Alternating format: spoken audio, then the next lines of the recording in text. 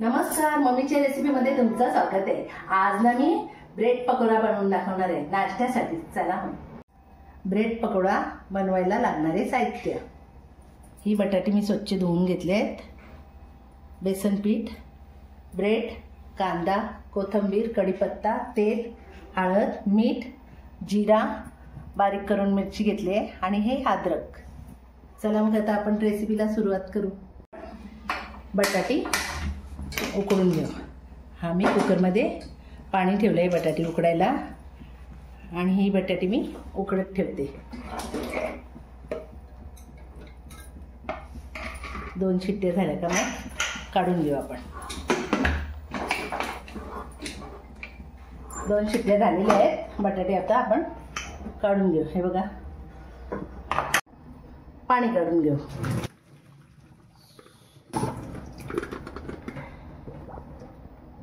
चला आता तेल गरम करायला ठेवू।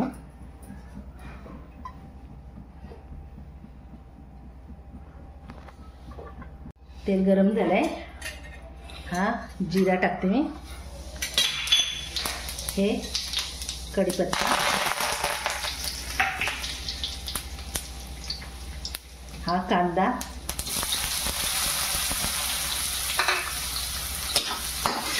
कांदा आपण आता व्यवस्थित मारून घेऊ। आता आपण याच्यात अद्रक मिरचीची पेस्ट टाकून घेऊ। हा अद्रक मिरचीची पेस्ट,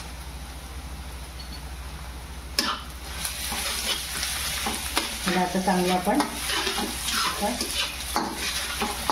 मिक्स करून घेऊ।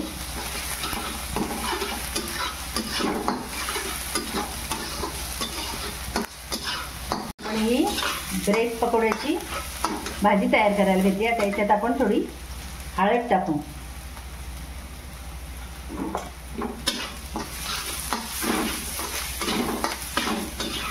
अशी हळद पण मारून घ्यायची आपण, बघा।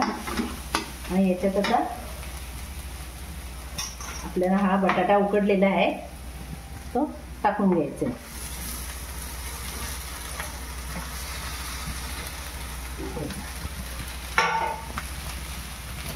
गॅस जरा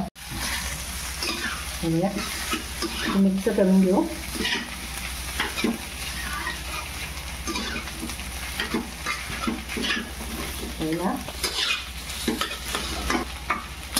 मिक्स झाली आहे, त्याच्यात आता आपण चवीपुरता मीठ टाकून घेऊ।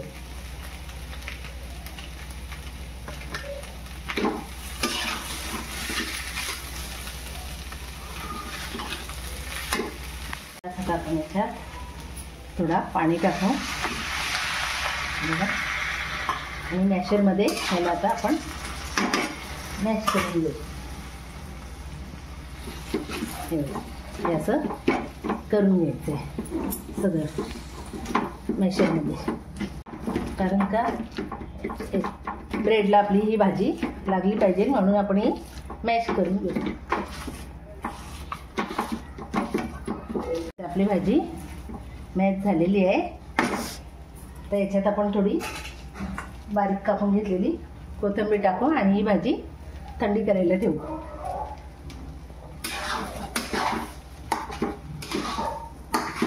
ही भाजी मी काढून घेते। भाजी आता आपण थंडी करायला ठेवू आणि बेसन पीठ कालवून घेऊ। आपण बेसन कालवून घेऊ।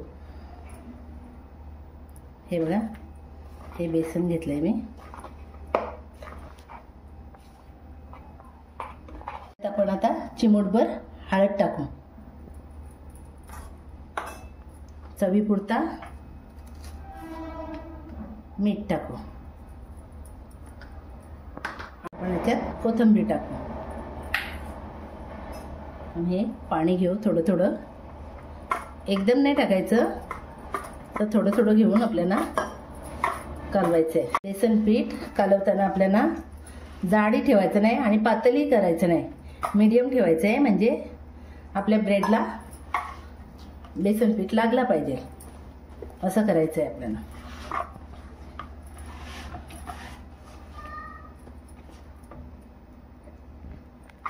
हे बघा, बेसन पीठ मी असं केलंय, जास्त जाड पण नाही जास्त पातळ पण नाही, मीडियम साईजचं. हे बघा, व्यवस्थित कोटिंग झाली पाहिजे असं पीठ काढून घ्यायचंय. हे बघा, मी ब्रेड घेतलेत, ह्याला आता आपण भाजी लावून घेऊ.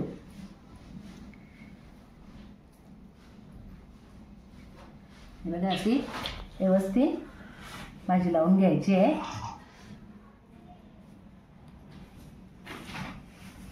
ही भाजी तुम्हाला पातळच करायला लागेल. हे बघा, असे आपल्या ब्रेडला लागली पाहिजे असं करायचं. हे असं घेतलंय, त्याच्यावरती हा ब्रेड ठेवायचा आणि ब्रेड आपला ह्या दाबून घ्यायचा. हे भाजी व्यवस्थित आपली लागली पाहिजे. आता हे ब्रेड हे बघा, मी असे कट करून घेते त्रिकोणी याच्याने.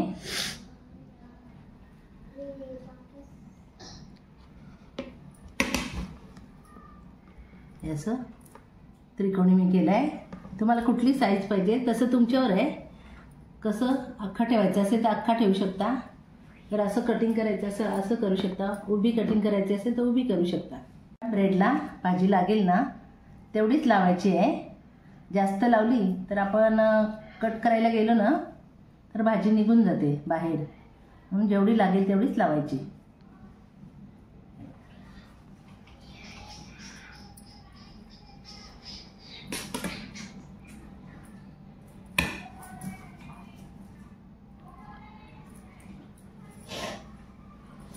असं व्यवस्थित लागली पाहिजे आपली भाजी आणि कट करताना बाहेर नाही निघली पाहिजे.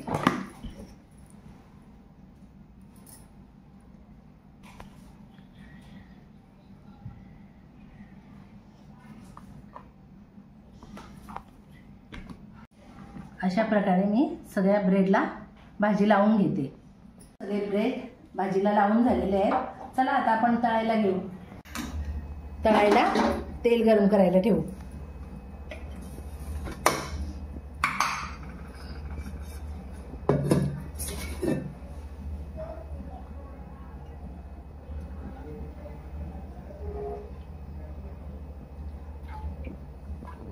आता आपला तेल गरम झालेलं आहे. ब्रेड पकोडे आपण तळायला घेऊ. हे बघा, असं पीठ लावायचं हे आणि व्यवस्थित तेलामध्ये सोडून द्यायचं.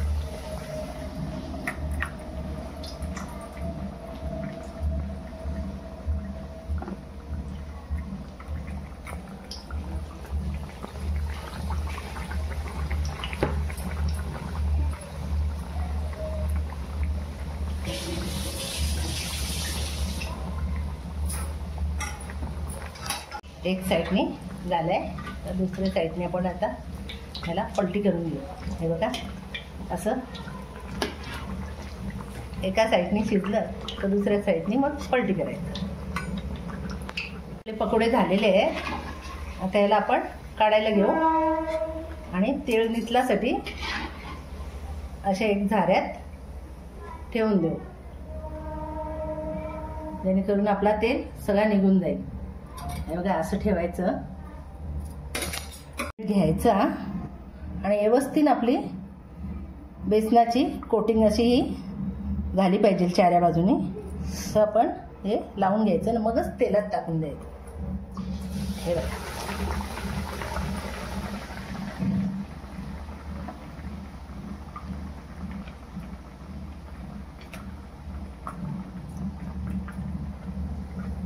हे असं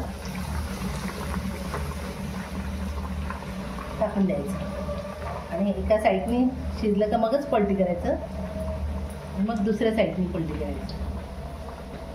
है ना, पलटी करून घेऊ. एका साईडने झाले, दुसरी साईड आता पलटी करून घेऊ. हे बघा,